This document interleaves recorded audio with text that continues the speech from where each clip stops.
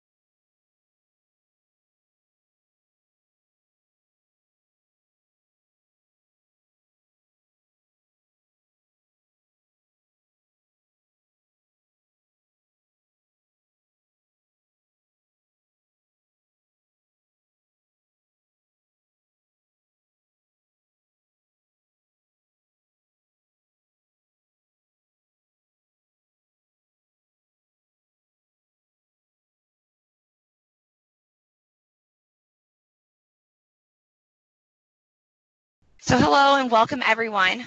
Thank you for joining our webinar, an in-depth look at increasing productivity with Maximo JSON APIs. My name is Betsy Ambrosius and I'm a part of the business development team at Progitech. Progitech is the world's largest SaaS provider of Maximo, and we've been providing Maximo as a service, our solution, for almost 20 years. So today's webinar will be presented by Alex Walter from A3J Group. Alex will be presenting on the new functionality of the JSON APIs in Maximo 7.6. A3J Group and Progitech have been providing Maximo solutions together for many years, and we're excited to be sharing this content with you today. So before I turn it over to Alex, just some reminders. This webinar will be recorded and all phone lines have been muted. We will be sending out a playback of this webinar in a few days. So if you have a question, you may submit your question in the question field box on your screen, and we will answer questions at the end of the presentation. So I'll turn it over to Alex to start the demonstration. Thanks, Betsy. I'm Alex Walter, Chief Innovation Officer at A3J Group, and I'm really excited to talk to you today about some of the latest API functionality with Maximo. Before we get started, I wanted to just say that we're going to be at the Maximo Utility Working Group in Syracuse next week. So if you're going to be at that conference, come on by, stop by the A3J booth, ask us questions about these topics or any topics related to Maximo, and we'll look forward to talking to you. I wanted to start by talking about why some of these APIs that we're going to see and look at are important. A lot of communication between devices is enabled by these APIs. So we have new user interfaces such as the work centers, mobile systems such as Maximo Anywhere, and other sort of equipment to Maximo and device type communication is enabled through these APIs. Maximo and other systems used to have this sort of centric, we want to bring everything into one giant monolithic enterprise application. And IBM is shifting the philosophy with respect to that, what an enterprise application is capable of. They're moving away from bringing everything in and closing the doors around all of the data and services that an application like Maximo can provide, and they're really opening it up to these smaller, more flexible and agile microservices.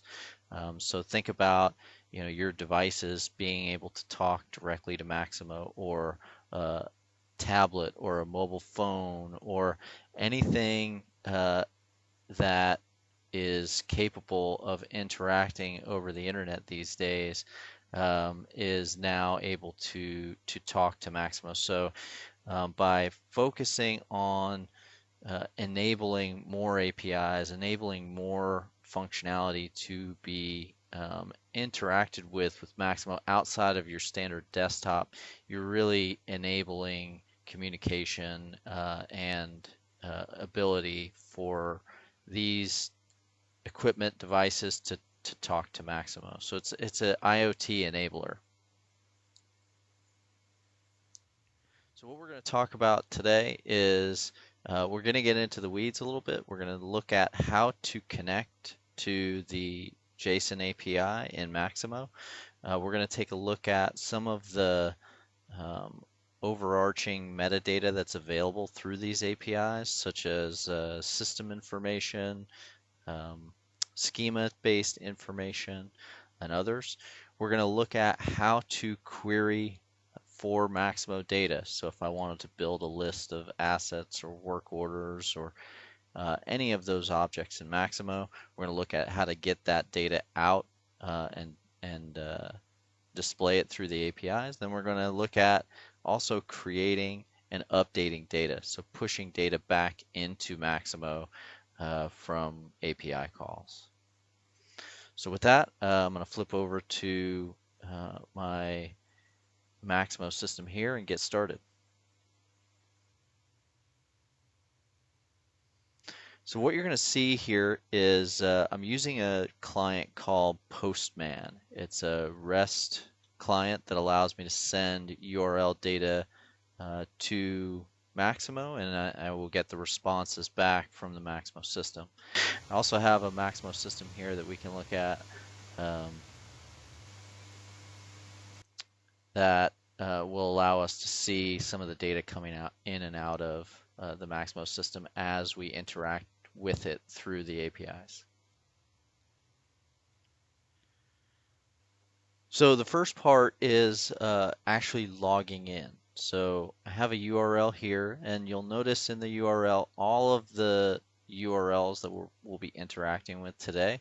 They all have /Maximo/OSLC as their starting point, and from there on out, we can specify different parameters on the URL string to do different things that we're wanting to interact with Maximo. So the first one that we're going to do is a login call. So the way that we do that is we're going to pass in our credentials via a HTTP header. The key for the header is called maxauth, and the value is going to be your username and password separated by a colon character and base 64 encoded. So with that, when I send that across, we are going to get a positive response back from Maximo, and in fact, we've gotten a session ID with Maximo. So you'll notice here with the maxauth header, that's related to native security. So if you're using Maximo's built-in security mechanism, this is the way you would supply the credentials. If you're using Active Directory over LDAP, you would supply a basic authentication mechanism in a similar fashion. Okay, so the next thing that we're going to do is we're going to actually take the login piece off, and we're just going to do your basic Maximo/OSLC. I always will include the lean equals 1 parameter on the URL, and what that does is it will not put namespaced prefixes on any of the keys. That just makes the data smaller, makes it easier to interact with. So I would recommend adding the lean equals 1 to your URL strings as you're interacting with these APIs. So what we have here is a list of available services to us. You can see here we've got things like system information, so I can view information about the products that are installed. In other words, this is a 7608 environment with your basic setup, i.e. no add-ons or industry solutions here. I can also see that the Maximo environment is running on a Windows Server 2012 machine against a SQL Server database with WebSphere 85511.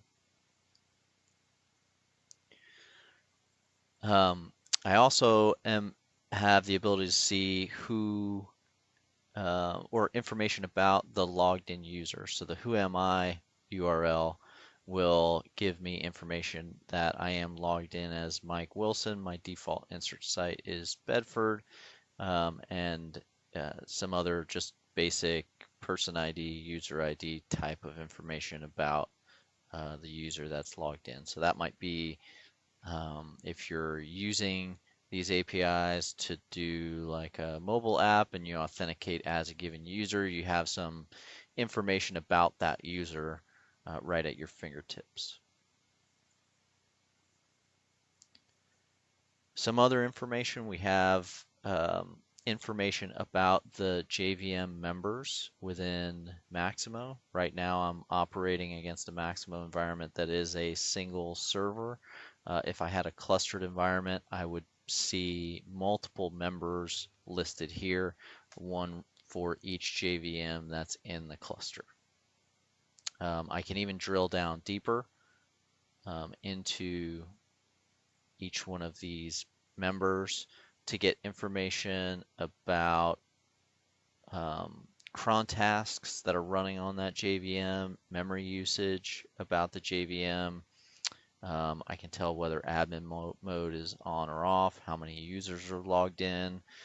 It's really powerful pieces of information. In fact, this is what that MMI, that the Maximo Management Interface, is based off of.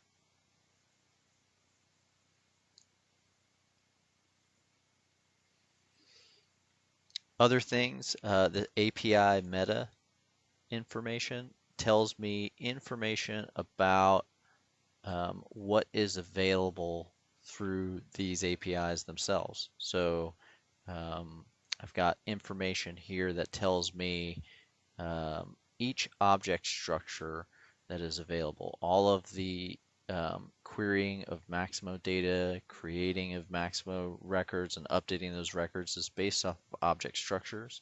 So having a set of object structures that you can query enables that functionality. So what you're looking at here is the list of available object structures. If I do a search in here for the MX asset, you can see here I've got some information about the sort of default asset object structure within Maximo. In fact, if I look at this JSON schemas link, it will show me all of the different fields that make up that object structure. So you can see here, I'm looking at the asset num field. It's got a length of 25 in this environment, and its title is asset remarks, whether it's a wildcard type search. So you can really drill down and see all of the different fields that you're looking to possibly capture or display, and the schema representation of those fields. So if you were, again, developing a mobile app and wanted to be able to show various fields on the screen, you would have the Maximo metadata about that field at your fingertips.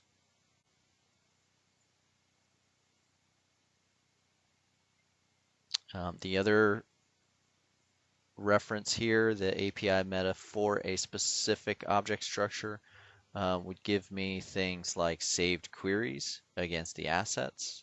So I've got a few saved queries here that I can run, and some other pieces of information here. So Lots of good information available in this API meta section. Okay, so I'm going to shift for a minute and go away from the OSLC basic info and start into actual querying for records in the Maximo system through the APIs here. So the way that this is referenced is by using the OSLC/OS/object structure name. And when we do that, we get a list of those records back. So by running this query here, I've gotten a list of assets back that are in my Maximo system. Now notice you'll just see I've just got one URL here that references each asset, and you'll notice here that each one of these indicators at the end of that URL, that's a unique key for a given asset record in this case, that's generated by the APIs themselves. So each record gets a unique identifier like this, so we can uniquely query for that specific asset. But this doesn't do me a whole lot of good just looking at this. I really want some more information out here. So first things first, we can add a page size here to limit the number of records that we get back. By default, most of the object structures that come back are limited to 100, and then you can move on to the next page. But if we do a page size here of 5, you can notice that I get 5 asset records back. And in the response, I have information about, hey, is there a next page? And we can go to that next page. And when I run that, I get a next page and a previous page. So the paging mechanism for building lists of things is built right into the API, and they give you specific URLs for that. Okay, so I still only have some basic information here about each asset. In fact, there's not much to go off of. So what I can do is actually specify a select statement by using the OSLC.select parameter in my query string.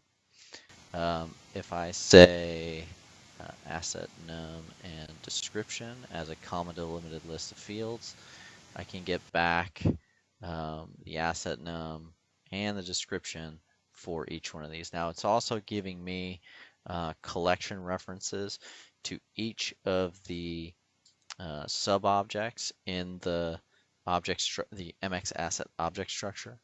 So I've got those that I can drill down to further within the asset. You can really get creative with this select statement though. So the nice part about this is, in regular Maximo, mostly we're dealing with where clauses, and the queries that happen in Maximo are just select star from all these tables. But with this API, you can get into real fine detail of what you want to pull back. In fact, you don't even have to have related tables that are built into the object structure in order to query for that data. So if I'm looking for the location, site ID, I can add those in there as well. But if I'm looking for possibly like the location description, I can use the brace notation where I specify a relationship name and then the field or fields in a comma delimited list that I'm looking for out of that related table.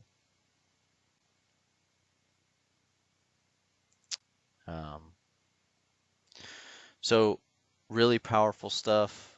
You can do as many of these as you like, and even include star characters. So if I wanted all of the asset specifications to come back, I could do that as well. The other thing we can do is not only specify a select statement, we can also specify a where clause. By using the OSLC.where parameter, we can actually write SQL-like where clause syntax in here and pull back specific records that we're looking for. So if I say where asset num equals a specific asset number, I can get back information about a specific asset here. The where clause is pretty flexible. You can specify and or type syntax, and even use star characters if you're looking for any of the any possible values within a given field.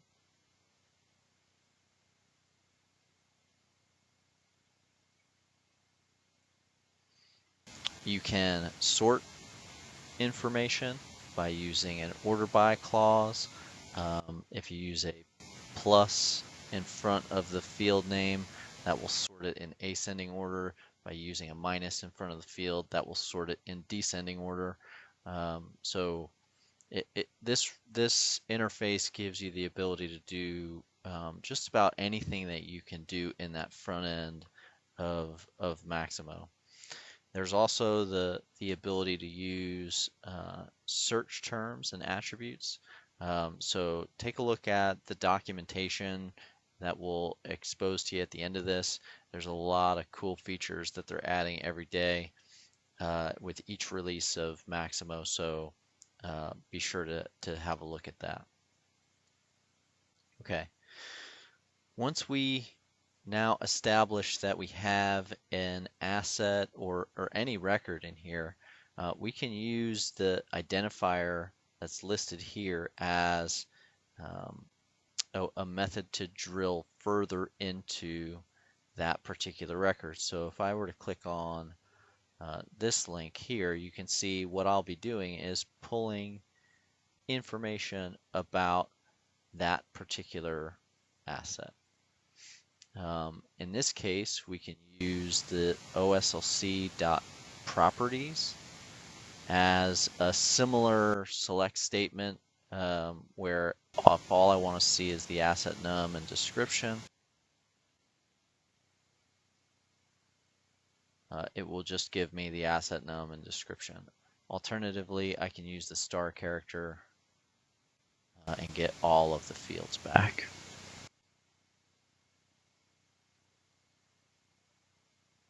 Okay, so next up, I'm going to create a new asset right through the API. So in order to do this, what I'm going to do is change my HTTP method from a get to a post and specify some additional header information, and then in the body of the HTTP message, I will specify which fields I want to set on my new asset. So in the headers, we have your typical MaxAuth credentials.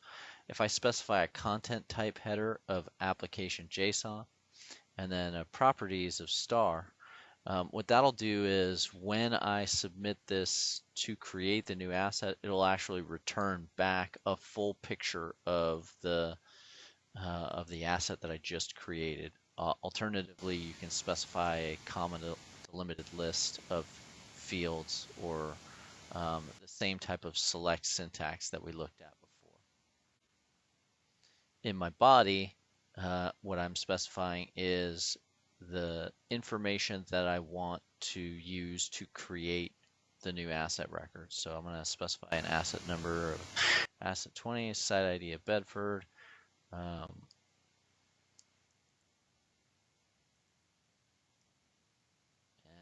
Type out a meaningful description here. So when I hit send, what comes back is the information about the new asset that I just created. So I have an asset 20, it's in a not ready status, and it's got very little information that we passed in. So if I were to look at that record in my Maximo system,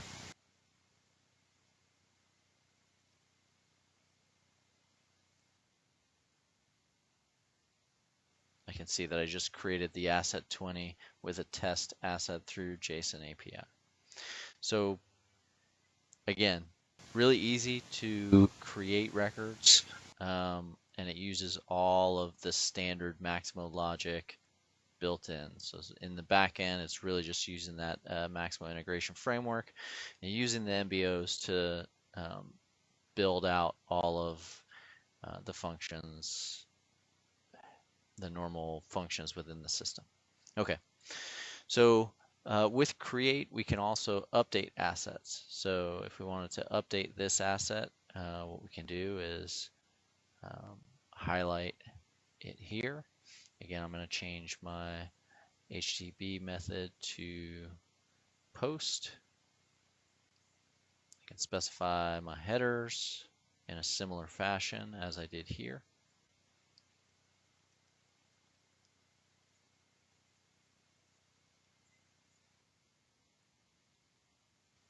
In fact, what I'll do is I'll just swap out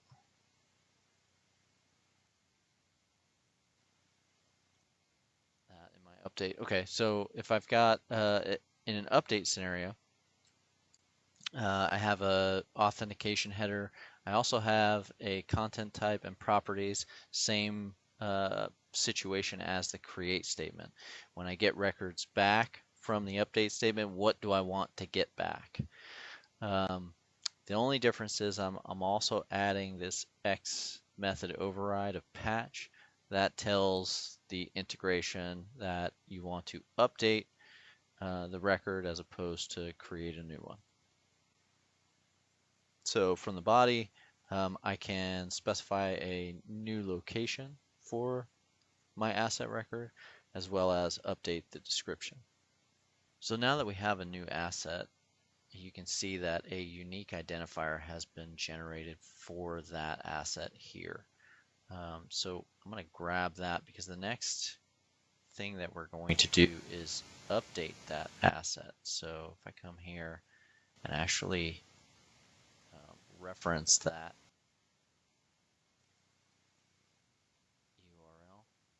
URL, what I'll be able to do is update. So from an update perspective, it's very similar to create.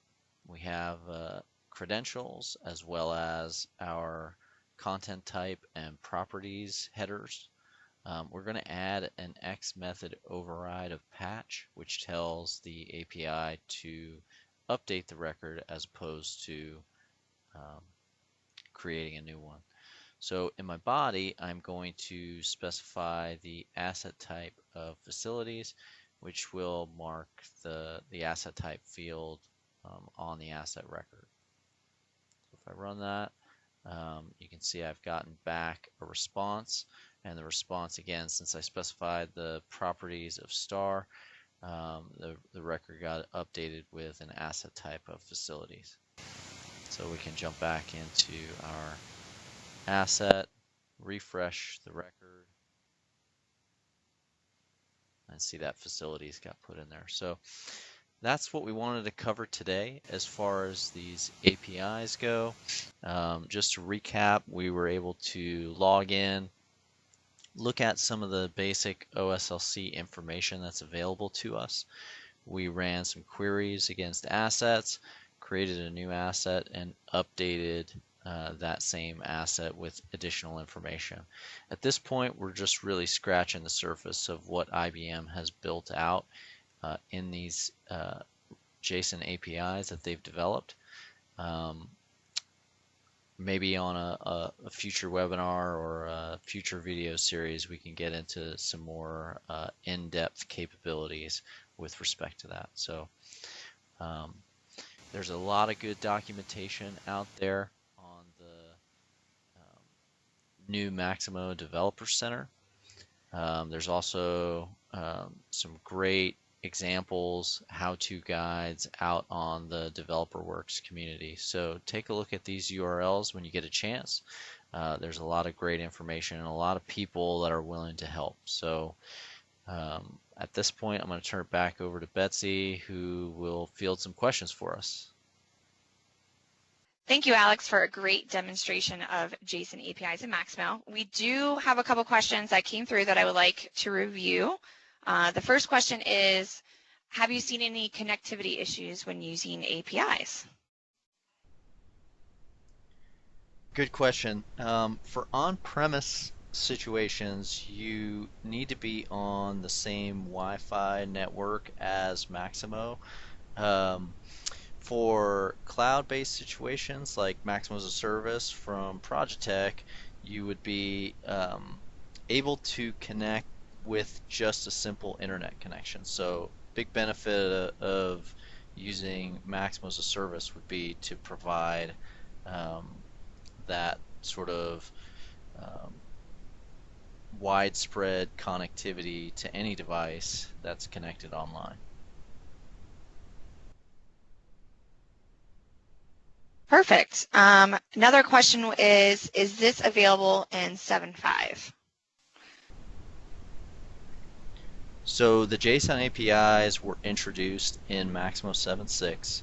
So for customers that are using older versions of Maximo, such as 7.5, there are some older APIs that Maximo published, the REST APIs. Those are actually going to be not improved upon in future releases. The JSON API is the API that IBM is putting all of its effort into developing and improving. So definitely, if you're on an earlier version of Maximo, such as Maximo 7.5, look to upgrade to at least 7.602 or higher to take advantage of these APIs. Good to know. We have another question. What tool were you using, and is that what you would recommend, and are there any other options? Yeah, the Postman tool is, I'm assuming, what you're referring to there. That's a tool that's pretty widely available and accepted as a REST client in the industry. It's called Postman. It can be accessed from getpostman.com. It's a great tool, really simple, easy to use, and just gives you a nice little visual representation of the HTTP calls going back and forth. But there are lots of others on the market, and in fact, you don't even need a tool like that. You can just use a simple web browser, but the tool gives you some capabilities that are just nice to have. So I would recommend it. Okay, so we have time for one more question. Did the JSON API replace the MIF? No, that's a good question. The MIF is still alive and well, and in fact, these APIs and the MIF kind of use the same structure, object structures, in the back end of Maximo. So this API was really meant to enable as opposed to replace. So look at it as, the work centers that Maximo came out with are using this API in order to surface information in the work centers. Also, mobile apps such as Anywhere and such as the applications that A3J Group publishes. These are apps that use the API that really IBM enabled through publishing these APIs. Great. So if we didn't get to your question during the webinar, we will respond to your question with a personal email, so don't worry. And again, we'll be sending out a link to this webinar for your convenience later this week, and the slides will be available to download. So thank you all for taking time out of your day and attending today's webinar. Thanks, Betsy.